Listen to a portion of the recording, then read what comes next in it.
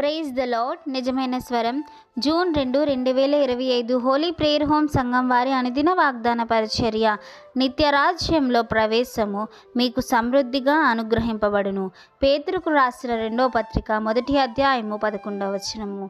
ప్రియమైన దేవుని సంగమా, మన ప్రభువైన యేసుక్రీస్తు వారు ఈరోజు మనకిస్తున్న వాగ్దానము, నిత్యరాజ్యంలో ప్రవేశము మీకు సమృద్ధిగా అనుగ్రహింపబడును. ఎవరికి నిత్యరాజ్యంలో సమృద్ధిగా ప్రవేశము అనుగ్రహింపబడుతుంది అంటే, ఆయన చిత్త ప్రకారం చేసిన వారికి మాత్రమే ఆయన నిత్యరాజ్యంలో మనము ప్రవేశింపగలము.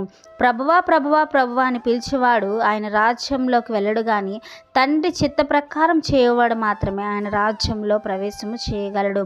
అలాగే ప్రతి ఒక్క ఆజ్ఞ నేను పాటించాను ప్రభువా, అలాగే ఒక్క ఆజ్ఞలో మాత్రం నేను తప్పిపోయాను అంటే ప్రభువు మాట్లాడుతున్నారు, అపరాధి అవుతామంట. ఆజ్ఞలన్నీ పాటించి ఒక్క ఆజ్ఞ విషయంలో మనము తప్పిపోయిన ఆజ్ఞలన్నిటిలో కూడా తప్పిపోయినట్టుగానే వాక్యం సెలవిస్తుంది. అలాగే మన ప్రభువు కూడా పాపము ఏంటి అంటే ఆజ్ఞ అతిక్రమమే పాపము. పాపంలో పడిపోయే వారికి నిత్యరాజ్యంలో ప్రవేశం ఉండదు.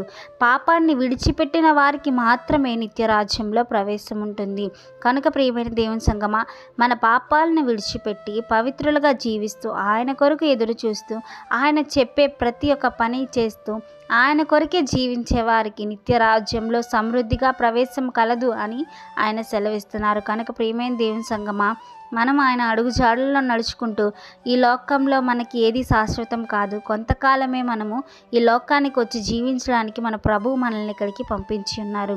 మనకు నిత్యరాజ్యము, నిత్యము స్థుతించబడే రాజ్యం ఉంది. అందులోకి మనందరము ప్రవేశించాలని మన ప్రభువైన యేసుక్రీస్తు వారు కోరుకుంటున్నారు. కనుక ఈ వాగ్దానం మనందరి జీవితాల్లో నెరవేరాలని కోరుకుంటున్న వారు దైవజనులు బ్రదర్ పి. నెహేమియా గారు. God bless you. ఆమీన్.